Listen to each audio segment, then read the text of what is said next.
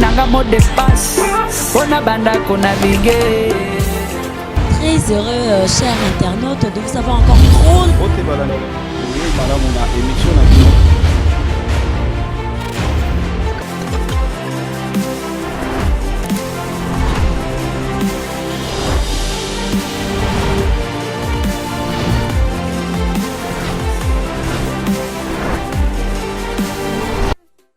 Bonsoir messieurs, nous avons le plaisir de recevoir ce soir l'abbé José Pondou, prêtre de l'archidiocèse de Kinshasa, curé de la paroisse Sainte-Marthe en Célé, psychologue clinicien. Il est actif ou a été très actif au sein du groupe Amos et aussi au sein de l'Église. Il est responsable de la commission diocésaine de la formation permanente des laïcs. Bonsoir, monsieur l'abbé. Merci d'être avec nous. Je précise à l'intention de tous ceux qui nous suivent que les points de vue que vous donnez dans cette émission sont les points de vue qui sont les vôtres. Donc, vous n'engagez pas l'Église et nous vous avons fait venir en tant que membre de la société civile. Alors, aujourd'hui, donc, nous allons essayer d'examiner ensemble, où vous allez donner votre vision sur le profil de la RDC post-dialogue après la signature du compromis global inclusif, deuxième round qui venait de se tenir il y a quelques jours. Merci donc une fois de plus d'être avec nous. Alors finalement, monsieur l'abbé, votre commentaire, le dialogue s'est finalement tenu après plusieurs tergiversations. Quel est votre commentaire à ce propos? Le dialogue s'est tenu. En fait, deux dialogues se sont tenus. Le premier dialogue, c'est celui qui s'est tenu à la Cité de l'Union africaine. Et le deuxième dialogue, c'est le tout récent qui s'est tenu au centre interdiocésain. Sous la direction et la modération, ou si vous voulez, la facilitation de l'équipe de la présidence de la Conférence épiscopale nationale du Congo. Alors, au moins, vous êtes satisfait puisque lors de la première édition, vous aviez lancé un appel pour que les acteurs politiques se mettent impérativement autour du même table. Absolument. On ne peut pas régler les problèmes si on ne se met pas autour d'une table pour s'écouter. J'insiste sur le fait de s'écouter sans préjugés en vue de comprendre les motivations, donc les besoins des uns et des autres, et se mettre à l'écoute des sentiments des uns et des autres. Parce qu'en définitive, l'homme est conduit par ses besoins. Et l'homme exprime ses sentiments. Les sentiments qui sont liés à ses besoins. Besoins réalisés ou non réalisés. Lorsque les besoins sont satisfaits ou non satisfaits, eh bien cela produit des sentiments diversifiés. N'est-ce pas? Et donc c'est très important que le dialogue soit d'abord le moment où on s'écoute mutuellement. Et on s'écoute avec le cœur. Comme nous disons, on s'écoute avec empathie. C'est-à-dire, on se met un peu dans la peau de l'autre pour saisir ce qui est vivant dans l'autre. Et ce qui est vivant dans l'autre, c'est quoi? Ce sont ses sentiments et ce sont ses besoins. N'est-ce pas? Et c'est là où je me dis, c'est très important que les Congolais aient l'habitude de dialoguer au sens que je viens de définir maintenant, c'est-à-dire aient l'habitude de s'écouter directement, sans intermédiaire. Sans intermédiaire, n'est-ce pas? Je donne un exemple très simple, une expérience que j'ai vécue, je l'ai déjà évoquée lors de certaines émissions. Eh bien, en 2006, le 19 mars 2006, j'ai réuni une trentaine de compatriotes. Et l'invitation que j'avais lancée à ces 30 compatriotes, j'avais intitulé cela « Parlons Congo entre nous Congolais, sans intermédiaire, sans interférence, entre nous Congolais », n'est-ce pas? Et de 19 mars jusqu'au mois de juillet 2006, nous avons tenu des rencontres là où j'habitais à l'époque, au petit séminaire, à la communauté Bakanja. Eh bien, nous avons tenu des rencontres avec une trentaine de compatriotes pour parler de quoi? Parler de notre pays. Et autour, entre nous, nous avons essayé de voir quel est le Congo que nous voulons. Voilà un peu pour moi l'importance de ces deux rencontres qui viennent d'avoir lieu. C'est que les Congolais doivent prendre l'habitude de se parler plutôt que de se battre, plutôt que d'utiliser la loi de la force, n'est-ce pas, et s'entretuer, n'est-ce pas. Et après qu'on se soit battu, qu'on ait tué des gens, des millions de gens, alors on va dialoguer à Sun City, on va dialoguer ici et là, et les 2 millions, les 9 millions et les 6 millions qui sont morts, qu'est-ce qu'on en fait? Pourquoi ne pas dialoguer et éviter qu'il y ait des morts? Donc à l'avenir, vous préconisez que le dialogue soit un fait tout à fait permanent, tout à fait, et direct, tout à fait. Plutôt que d'aller chercher à l'extérieur, les gens peuvent venir pour réconcilier les Congolais. Absolument. Hein. Si nous avons toujours à recourir à l'extérieur, ça signifie que nous reconnaissons nous-mêmes que nous ne sommes pas indépendants. Que nous ne sommes pas indépendants et nous ne sommes pas souverains. Que tout doit venir de l'extérieur. À la moindre chose, la communauté internationale doit venir. On doit nous donner un facilitateur international indépendant. Mais en quoi est-ce qu'il est indépendant? En quoi est-ce qu'il est neutre? Et pendant ce temps, nous sommes responsables de tous les dégâts humains, matériels. Absolument, nous en portons la pleine responsabilité, nous les Congolais. Alors,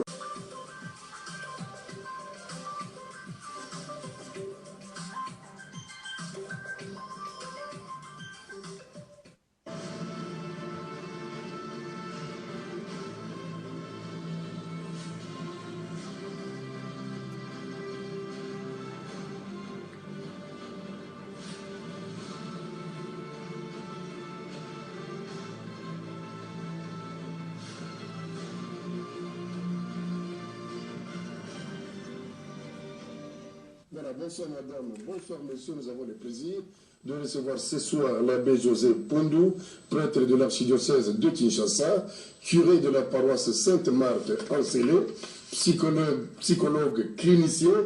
Il est actif ou a été très actif au sein du groupe Amos et aussi au sein de l'Église. Il est responsable de la commission diocésaine de la formation permanente des laïcs. Bonsoir, monsieur l'abbé. Merci d'être avec nous. Je précise à l'intention de tous ceux qui nous suivent que les points de vue que vous donnez dans cette émission sont les points de vue qui sont les vôtres. Donc, vous n'engagez pas l'Église et nous vous avons fait venir en tant que membre de la société civile.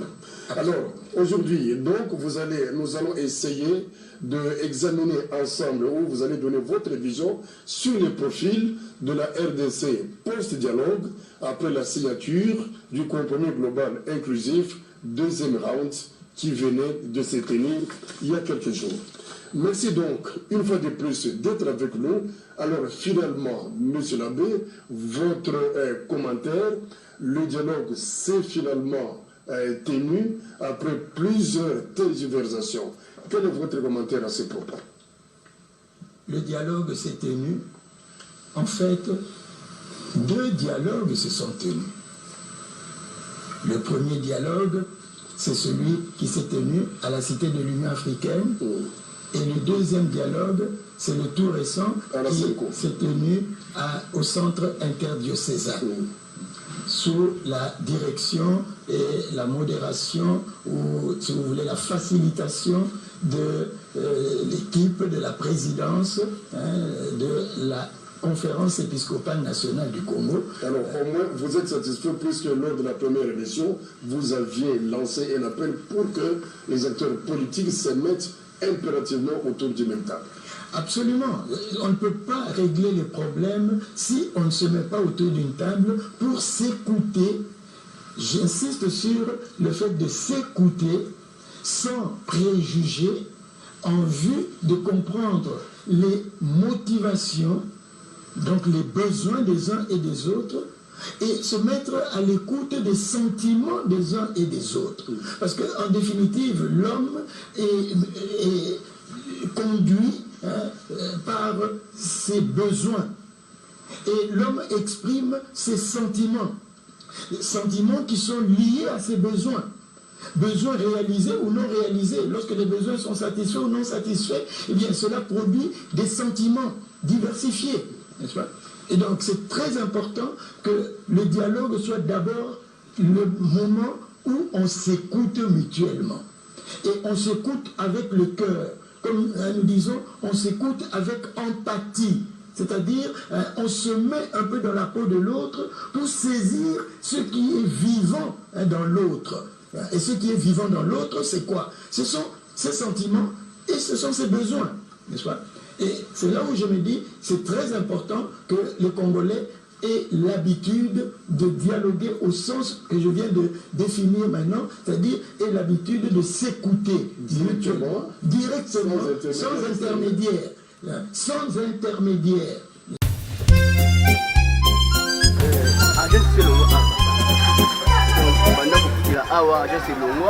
Papa bengana bango ba se ba batik tout. Papa bomeli siffler. Tomeli siffler. Chamakande. Sabe wai. Mala na ona to longo ya.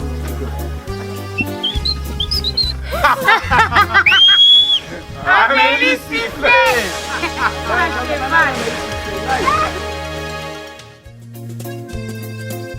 Ate biloko na agence moko na lemba wana na JCPP bagence nyonso eza ya mavwanga sava nana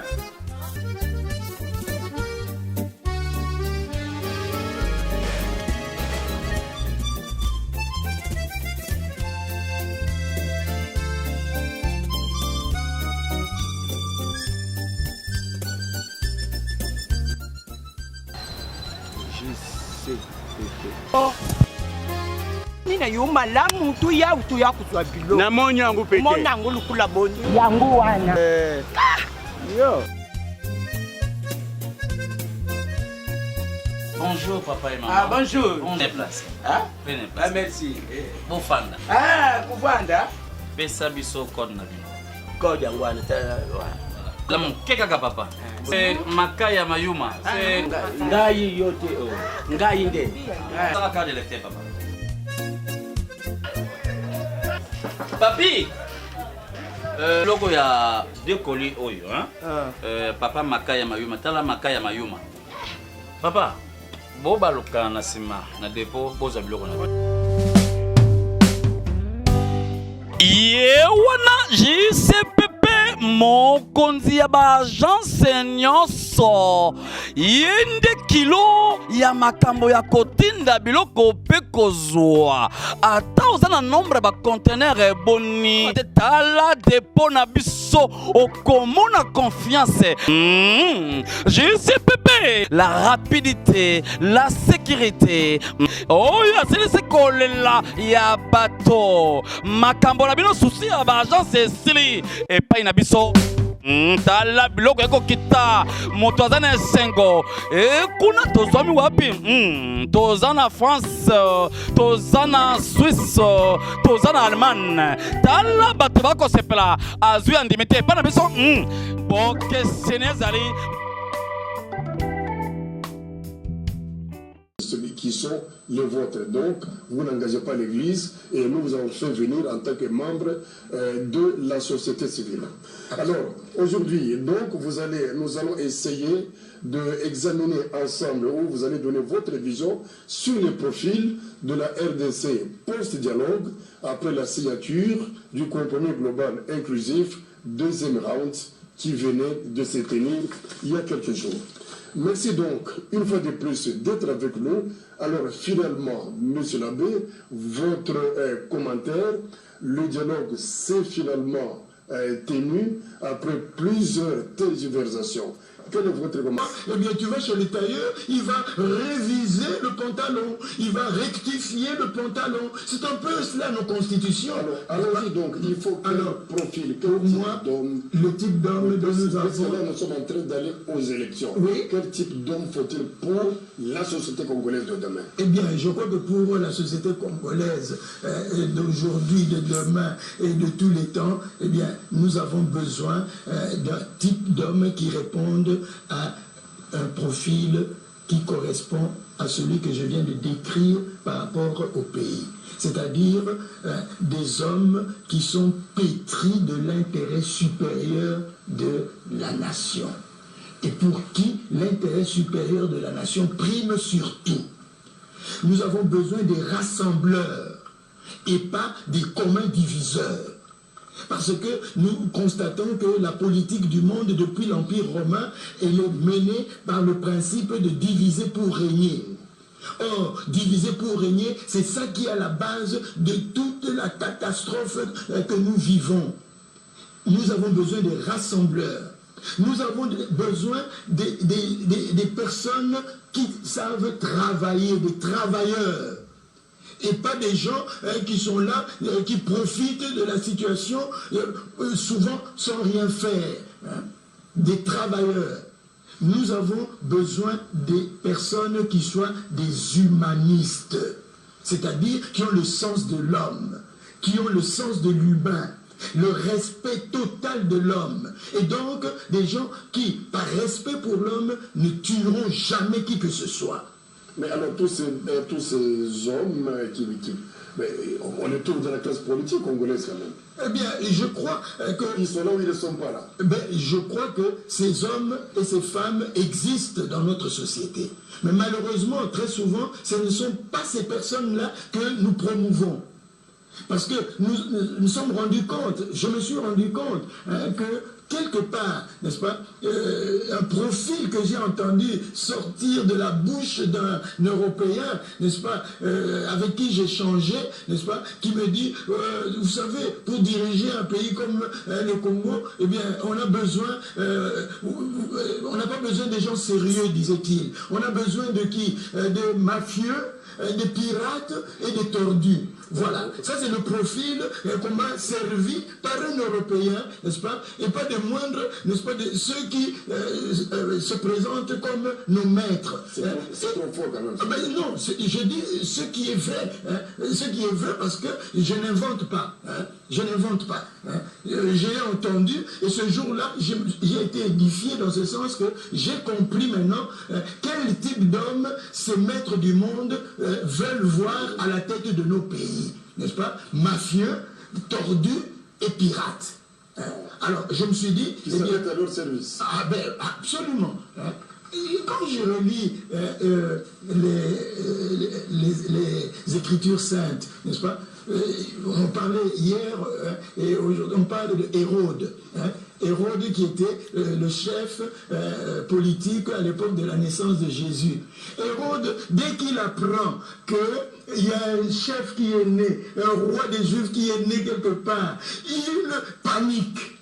Il panique, pourquoi? Parce que Hérode, comme la plupart des chefs, n'est-ce pas, de ce monde, est inscrit dans la logique de s'éterniser au pouvoir et de ne pas quitter le pouvoir. Ça, c'est Hérode, n'est-ce pas? Eh bien, Hérode, dès qu'il apprend qu'il y a un autre chef, un roi qui est né quelque part, il panique et automatiquement il nourrit dans son cœur l'idée d'éliminer physiquement. Oui, mais vous voulez qualifier qui de par l'expression maître du monde? Je vais qualifier ce que moi j'appelle la mafia politico-financière internationale.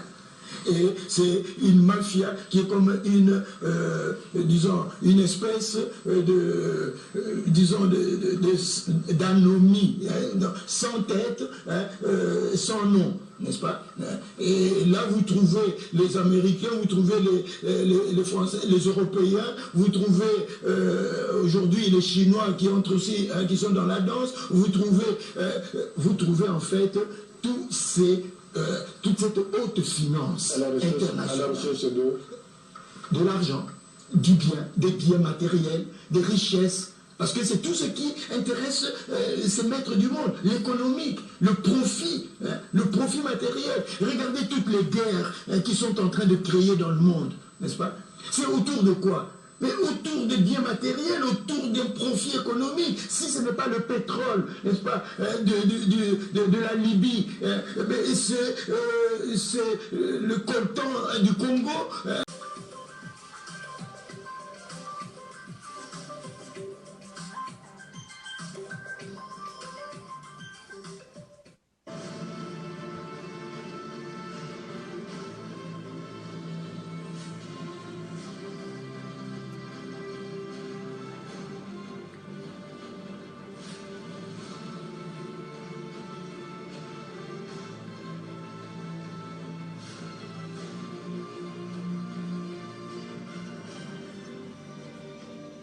Voilà, bonsoir madame, bonsoir monsieur, nous avons le plaisir de recevoir ce soir l'abbé José Pondou, prêtre de l'archidiocèse de Kinshasa, curé de la paroisse Sainte-Marthe en Célé, psychologue clinicien. Il est actif ou a été très actif au sein du groupe Amos et aussi au sein de l'Église. Il est responsable de la commission diocésaine de la formation permanente des laïcs. Bonsoir, monsieur l'abbé. Merci d'être avec nous. Je précise à l'intention de tous ceux qui nous suivent que les points de vue que vous donnez dans cette émission sont les points de vue qui sont les vôtres. Donc, vous n'engagez pas l'Église et nous vous avons fait venir en tant que membre de la société civile. Alors, aujourd'hui, donc, nous allons essayer d'examiner ensemble, où vous allez donner votre vision sur les profils de la RDC post-dialogue après la signature du compromis global inclusif, deuxième round qui venait de se tenir il y a quelques jours. Merci donc une fois de plus d'être avec nous. Alors finalement, monsieur l'abbé, votre commentaire, le dialogue s'est finalement tenu après plusieurs tergiversations. Quel est votre commentaire à ce propos? Le dialogue s'est tenu. En fait, deux dialogues se sont tenus. Le premier dialogue, c'est celui qui s'est tenu à la cité. Ça veut dire, elles n'auront peut-être jamais lieu, n'est-ce pas? Alors, moi, je trouve tout cela regrettable pour nous les Congolais. Parce que nous n'avons pas compris qu'une démocratie, elle est d'abord participative. Et elle se construit à partir de la base. Le vrai pouvoir, c'est celui du chef de quartier, c'est celui du chef de rue, c'est celui du chef de la commune, c'est celui du chef de territoire. Parce qu'il est proche des gens et il peut exercer un pouvoir de développement. C'est ce qui avait été proposé au début, mais on avait senti une levée de boucliers. Mais lever de boucliers d'abord de la part de qui? De la part des maîtres, de ceux qui nous commandent, qui nous dirigent. Pourquoi? Parce qu'ils n'ont besoin que d'un chef de l'État.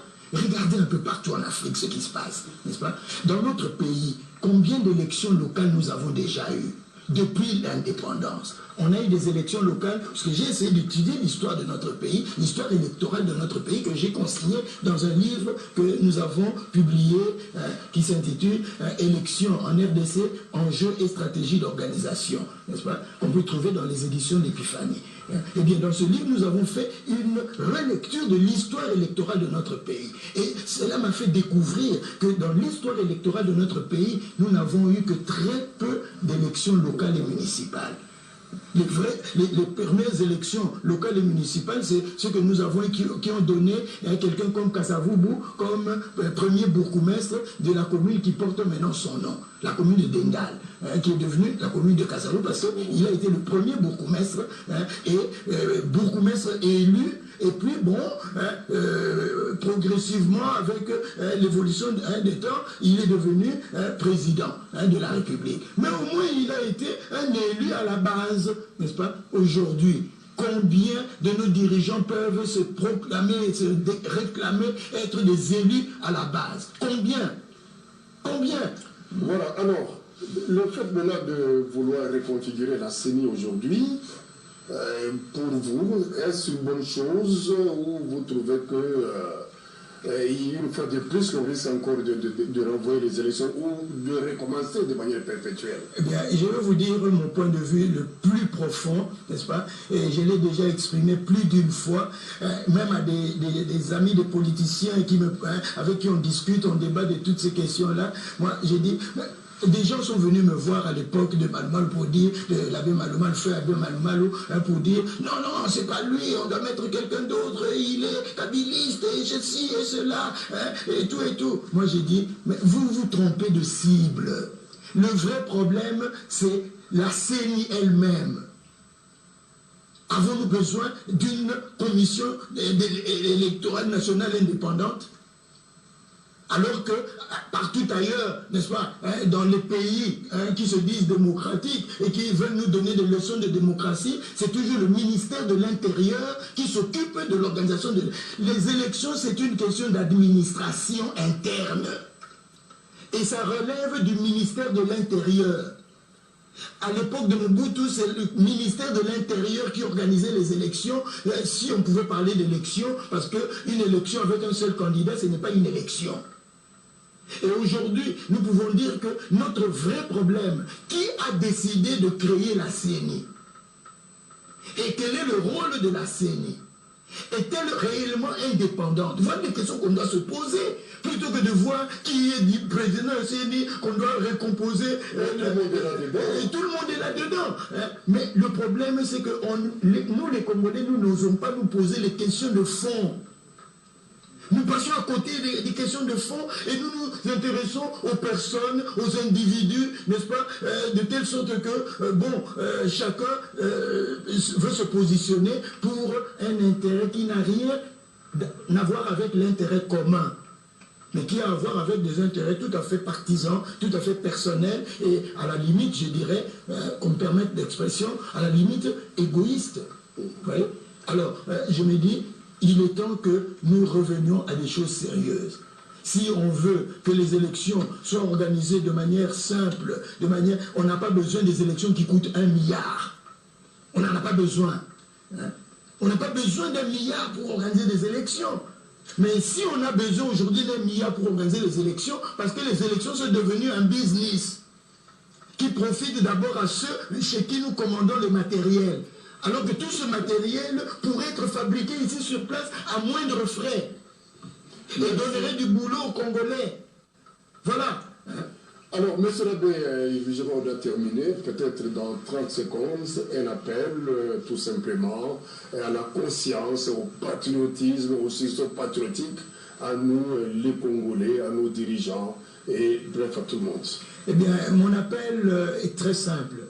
Congolais, mes frères et sœurs congolais, si j'ai un appel à adresser à tout le monde, c'est un appel à se mettre ensemble autour d'une vision commune que nous allons élaborer ensemble et que nous allons défendre ensemble. Et que cette vision commune devienne notre force. Parce qu'aujourd'hui, avec la vision des autres, nous travaillons toujours avec la vision des autres. La vision du Congo qui nous motive aujourd'hui, c'est la vision des autres. Ce n'est pas notre vision à nous.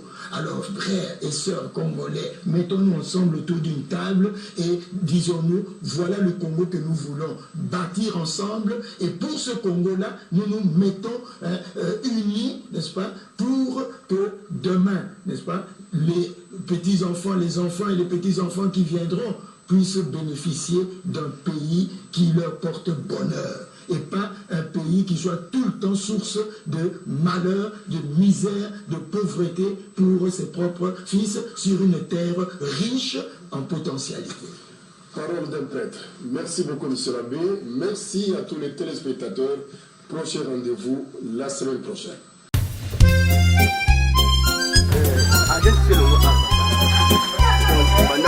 Awa agence elongwa papa bengana bango basali bavantique tout papa bomeli sifflet tomeli sifflet Jamakande sabi wani mala naona tu tolongo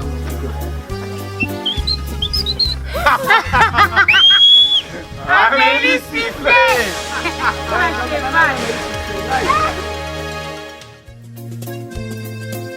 ate biloko na agence moko na lemba père wana na JCPP Bajansi nyonso eza ya mavwanga. Sava. Nani.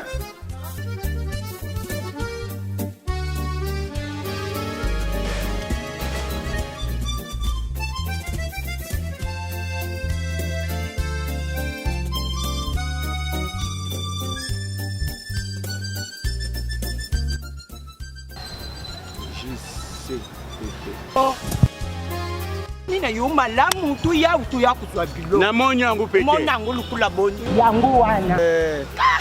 Yo. Bonjour papa et maman. Ah bonjour. On est place. Ah? Prenez Ah place. merci. Bofanda. Ah kuvanda. Pesa biso code na bino. Koja ngwana tala. La mkeka ka papa. C'est Makaya Mayuma. C'est Ngai yote o. Ngai nde. ça la carte de lecteur papa. Papi. Logo ya deux colis oyo hein. Papa Makaya Mayuma. Tala Makaya Mayuma. Papa. Bo baluka na sima na dépôt boza biloko na. Yewana JCPP mokonzi ya ba agence nyonso yende kilo ya makambo ya kotinda biloko pe kozwa ata oza na nombre ba conteneur eboni tala dépôt na biso okomona confiance. JCPP la rapidité, la sécurité. Oh ya c'est kolela ya bato makambo na bino souci ya ba agence esili epai na biso. Tala biloko eko kita moto aza na esengo kuna tozwami wapi toza na France toza na Suisse toza na Allemagne tala bato bakosepela azwi andimi te epai na biso bokeseni ezali nalingi nanga mot d'espace mpona bandako na bige. Très heureux, chers internautes, de vous avoir encore trop. Ote balana. Oye malamu na émission na bino.